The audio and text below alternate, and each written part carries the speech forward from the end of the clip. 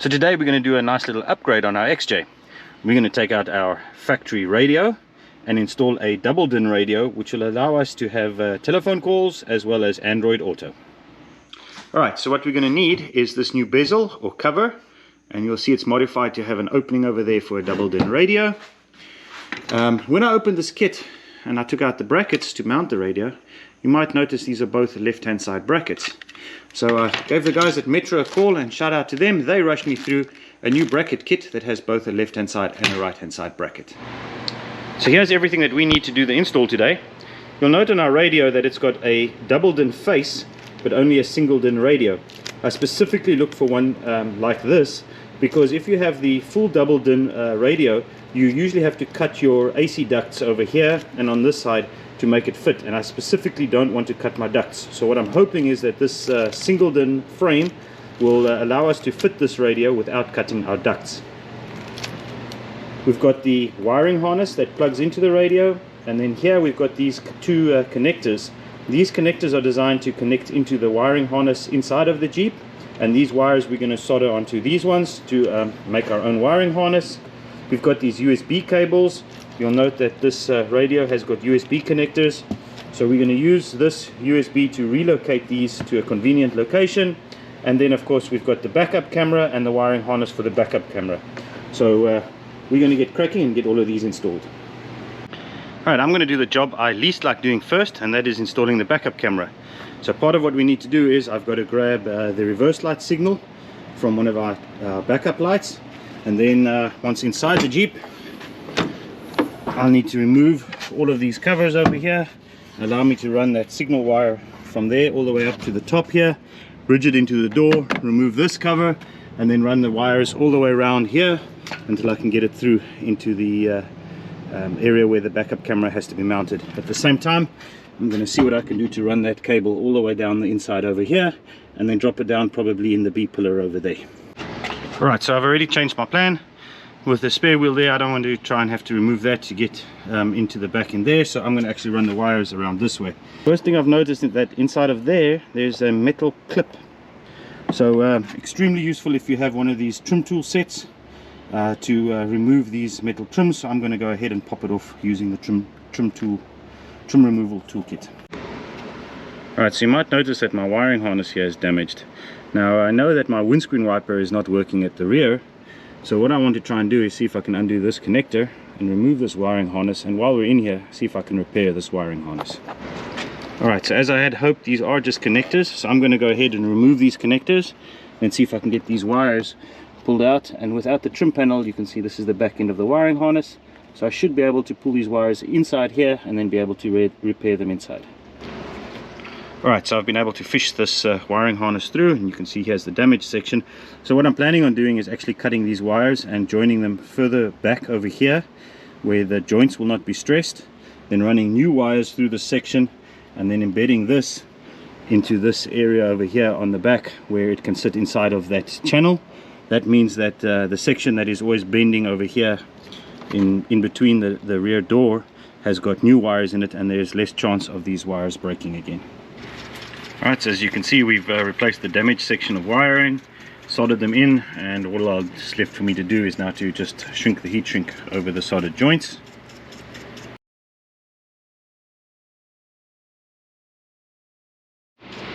In order to wire the backup camera, I need a 12 volt signal when in reverse.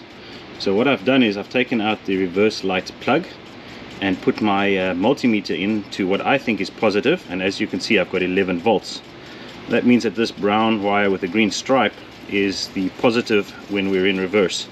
So I'm going to go now and look for that same wire on the inside of the Jeep. I'd prefer to tap in on the inside because it means that there's less chance of that joint getting wet, and water is always an enemy to wiring harnesses. So here's the plug on the inside of the Jeep, and you can see here is this brown wire with the green stripe. So I'm actually going to solder into this wire over here to do the connection to take out my reverse signal. So this is the backup cable that has to go to the front of the radio, and there's only two holes that I can use to get it into the back door. The one is to run it together with the washer fluid, the other would be with this wiring harness. So what I've decided to do is to use this gland. I'm going to run it through this gland and then along the door to where I need it. At the same time, I'll run the signal wire through here, because the signal wire has to be connected to this little red wire here. So let me see if I can get this cable through that gland. Right, this is how I've decided to install this backup camera. Take note that I've put a drip loop in the cable here, so that if any water does run, it doesn't run up the cable. It can drip off the bottom there. I took this hole here, the screw was missing, so I've enlarged the hole and ran my cable through there. And then what I've done is I've drilled a hole inside here, so I'm going to feed these two connectors through that hole there and make my connections on the inside. I think it'll make for a quite neat install. At the end of the day, all you will see is just the camera over there. Right, so we've now got the cables for the camera, our earth connector, and we've run the wires all the way back down the door, and we are about to go through the grommet over there, and we're going to now start routing it inside the Jeep. First thing we need to do is to remove this cover over here. So to do that, we're going to start by putting the Jeep into low range. That gives us some space between the handle and the cover. Then we're going to grab this cover over here at the bottom corners underneath there, and we're going to give it a little bit of a tug. Once we've got it loose, we're just going to gently pull the whole cover off and put that to the side for now. Then we're going to need to remove those two screws so that we can pull this head unit out.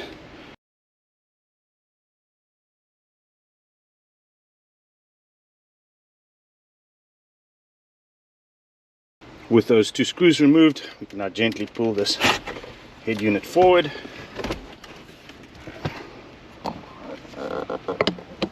And what you'll see at the back here are the two connectors that we have the replacements for. The antenna wire that's coming in there, and then the earth strap that's over there. So we're going to go ahead and disconnect all of these. Alright, so to remove these clips, you'll see on the side here is a little small tab.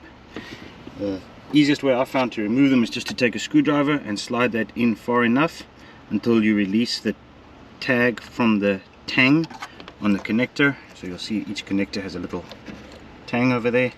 Make sure they release, and then to get the earth clip off, you got to lift this back section up, and once that's up, you can slide the earth clip off. The antenna is fairly easy, that's just a pull out. So while I was reading up about doing this installation, I found that some people noted that they had to move this orange wire to a different cavity. So what I'd like to do before I start is make sure that these three wires are correct. This first wire here should be 12 volt, always on power supply, so this keeps your radio always alive and keeps your memories, your presets and your memories there. So you'll see that there is 12 volt. This next one should come on with my ignition switch, which it does. And this last one should come on when I turn my lights on, which it does. So it is wired correctly. So I can go ahead and solder these wires to the wiring harness that's required for the radio. So the other wires that we've got here are our speaker wires that connects up to this harness over here. And these two are speaker wires as well. So I'm not too concerned about those, because those are easy enough to swap around if they're incorrect. I cut the connectors that are not needed off the radio harness and stripped the insulation off the power wires. I then trimmed the wires on the other harness to the correct length and stripped them. Don't forget to slide the heat shrink onto the wires before you twist the copper strands together.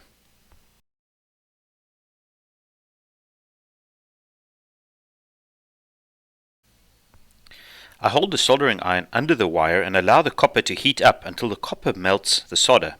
This allows the solder to be sucked into the twisted wire and makes a strong joint.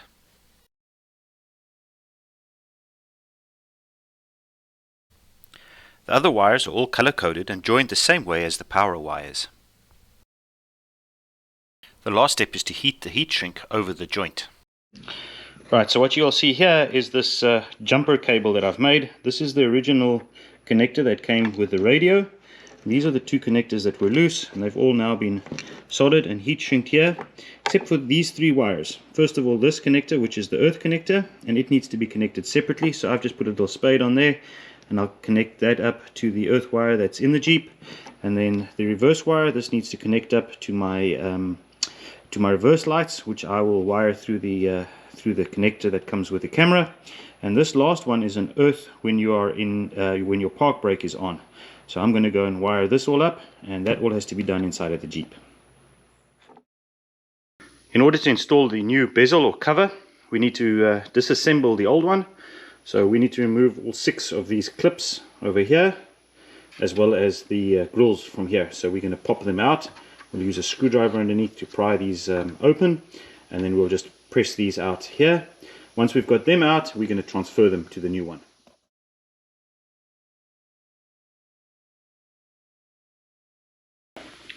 So here are the 2 bezels or panels right next to each other. We removed all the hardware from the old one, so we're going to put that to one side, and then what we're going to do is we're going to install all of this hardware into this new one. So what I'm going to do before I put these vents back in again is I'm just going to pop them in the parts washer and clean them off.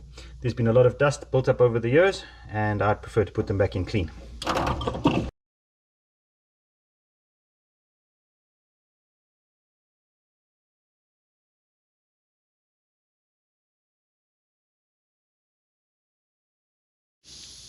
Right, so we've installed the clips back in on the new bezel, and as well as the vents. Just something to notice with the vents is they do have a top and a bottom. You'll see I struggled with getting the one in, and I had to turn it around. So just make sure that if they don't slip in easily, that you turn them around. But there is the new assembly ready to be reinstalled into the Jeep. Right, so we've undone all of the trim panels along the side there, and I've decided not to run the wire down the B panel. I'm going to run it all the way down the A panel. You'll see I've removed the glove box, and I'm going to run it up and then into the back over there. So I'm going to have to remove my power control units over there to get a little bit more access, but I'm going to run it that way through the top over there.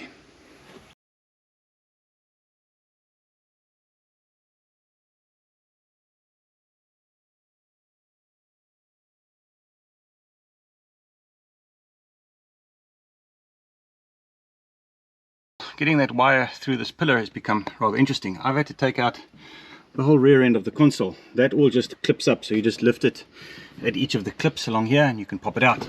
That's going to give me access to that screw over there, so I can remove this vent to gain access to the panel. But in order to remove it, you have to remove the center section, so that requires you undoing all of these screws over here to pull this forward. While I'm busy, there was an issue that I've been having, an intermittent issue with no bus, and it seems to be that there is a recall on the instrument cluster at the back here for these connectors. So what I'm going to do is I'm going to remove this bezel, and then see if I can remove my instrument cluster here, just to check if I can do anything to improve that no bus situation. One thing you're going to need to remove is this rubber. So there's 3 screws at the bottom here which I've removed. You can take this panel off then, and peel up this rubber, make it easier to remove the dash cluster. Right, so I was getting stuck here in how to remove this light switch, but it seems that what you need to do is you just need to grab it and just force it through the dash cluster like that, and there the light switch is through. Right, with all that out the way, I can remove it. 2 screws there, 2 screws there. So I'll pull the 4 screws out and then just take a look at the back end of the cluster. Right, so what you're going to do is you're going to give it a good wiggle, and then eventually it'll pop loose. And there's your instrument cluster. Right, so the no bus error occurs when these connectors are not making good contact with the pins in the gauge cluster. So what I'm going to go ahead and do is just clean these out and then put some dielectric grease on, put them back in again. Right, so what I'm going to do is I'm just going to spray the connectors with some contact cleaner.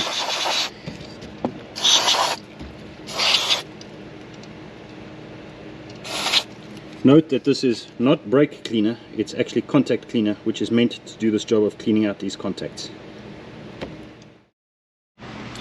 Right, getting this panel out has been a nightmare. We were able to undo this screw now, and then we had to remove this whole cover off the airbag, which is underneath there, to get at this screw. So we're going to pop this screw out and then remove this side panel.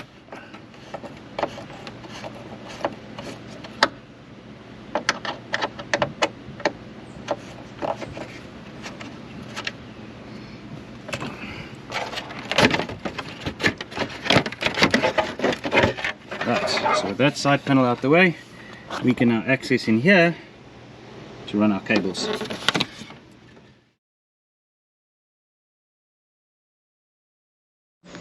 Right, so we've routed and clipped this wire down here, and it now goes inside the dashboard there.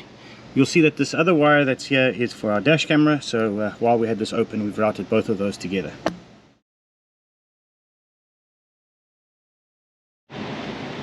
So instead of replacing that screw with the original one that came out there, I've decided to replace it with this one that has a hex head.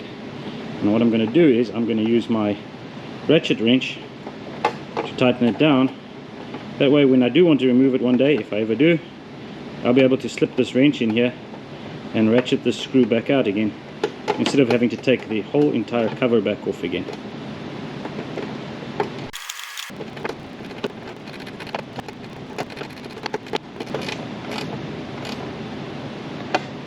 Right, the reason I decided to do that is because you've got two anchor points for the dash that are over here, and I want to make sure that this panel is firm.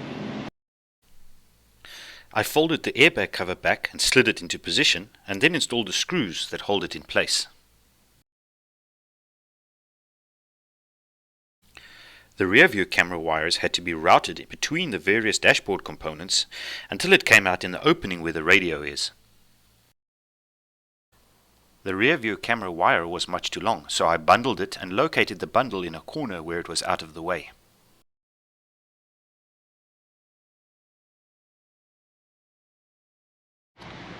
So on the right hand side bracket, we need to pick up on this screw, and we're going to pick up on that mounting point. So when I try and install the bracket there, what you'll see is that we have hard interference at the back over here. So according to this bracket manufacturer, we can just trim the edge of this bracket off. So I'm going to do that for the right hand side to make that fit. So I'm just going to use my hacksaw over here and saw in this bracket like that, and just make sure I've got the right way around. So this bracket's orientated there. It's this bottom corner here that I want to trim out.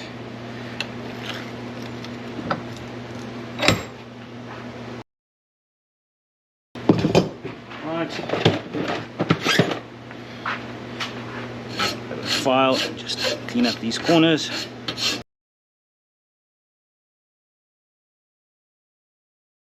Right, with that bracket trimmed, I'll go and fit it back in again.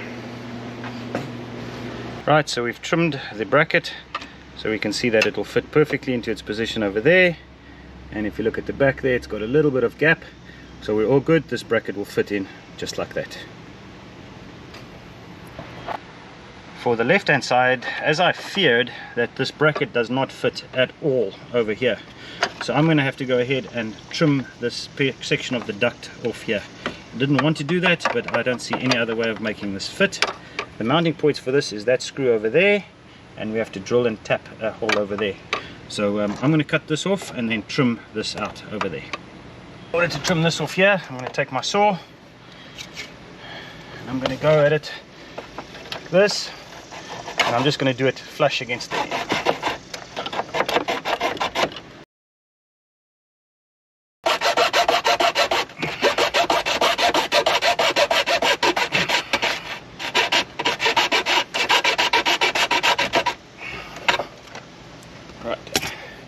I'm going to remove this to give myself a little bit more access for the next cut. Right, so what I ended up doing was disconnecting this connector to move this panel far enough out the way that I have access here, because I now need to cut underneath here to remove this section.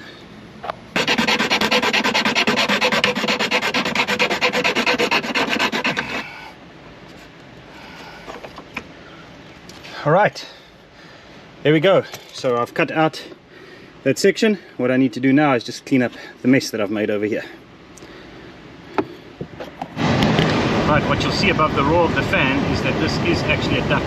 See how the paper is waving already? So I have actually cut into the duct and I can feel the air flowing through there. So I'm going to need to seal off this opening.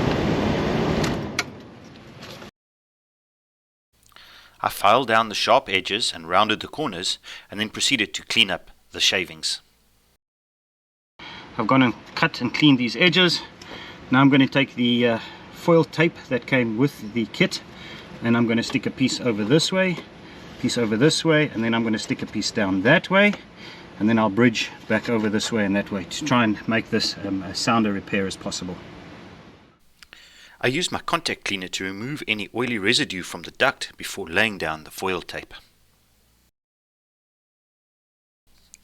Where there were bends in the tape, I cut slots and folded the tape to ensure it lay flat against the duct, and then pressed it down well. Alright, so we've gone ahead and put our tape on there, and then we have modified this bracket so that it fits there where it belongs. We are ready to start putting this whole lot back together again. So last cables I need to install are the HDMI and the USB ports, and what I've decided to do is to run them all the way down here and install them here in the middle between the seats. I'm going to install the twin USB cables over here. It's out the way for me, away from the handbrake. When I put in 4x4, it'll be away from the 4x4 lever, which is why I elected not to put them up front. And I'll have the HDMI cable inside of here so that you can use it inside of this box. So as soon as I have the right hole saw to drill this hole, I'll add this in, but for now I'm just going to lay those cables in and terminate them inside of here. So the next thing I need to do is mount the microphone for the audio, and because I don't like having this as stuck onto the dashboard, what I'm planning to do is to drill a small hole into my cluster over here, and then I'm going to install those microphones from the back so that only the front is sticking out, and I'm going to use for now just some hot glue at the back to hold it into place. I'll see if that works, but for now that's my plan. I used some sandpaper to roughen up the inside of the dashboard before I applied the hot glue to hold the microphone in place.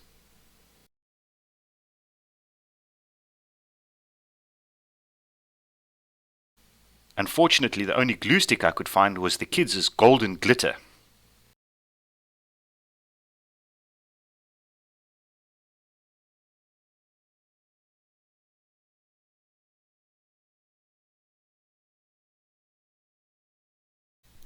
I cleaned up as much dust as I could before putting dielectric grease on the dash cluster connectors. I then proceeded to install the dash cluster and reinstall the 4 screws that hold it in place. Next, I installed the front cover with the microphone. It takes quite a bit of force to get the light switch knob back through the hole again. The top cover must be installed and clipped into place before you finish screwing down the front cover.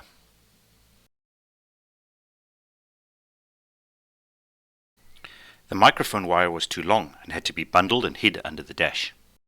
Right, so I've got all my cables here. I've got my 2 USB ports, my HDMI cable, my 2 connectors, my earth, my backup camera, and my reverse signal in. So all I'm going to do now is attach the head unit and then push all of that back in again. I used a few zip ties to tie the USB cables together so that they wouldn't fall out, then continued to connect all the other wires and connectors that needed to be connected.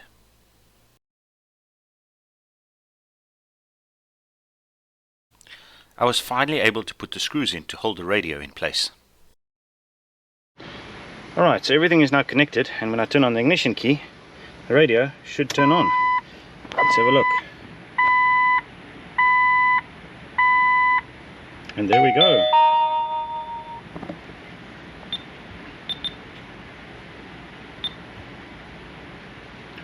And let me see what happens if I put it into reverse. We should have a backup camera, which is pointed at my garage roof right now. So looking at the garage roof, but there we go. Basics are working. Right, so the last thing that I need to do is I need to drill a pilot hole over there and insert a self-tapping screw into that hole.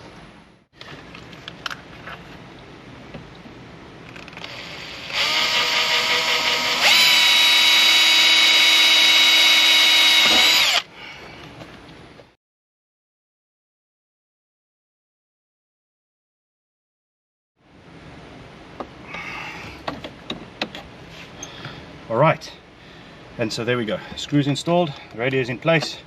What we'll do now is we'll just pop this bezel back on. The last thing to do is to put the bezel or this cover back on. And it goes back on the same way we took it off. It just clips back into place. There we go. The radio is installed. Let's turn it on and see. There is a new park parking surveillance video. Please open the gallery to view it.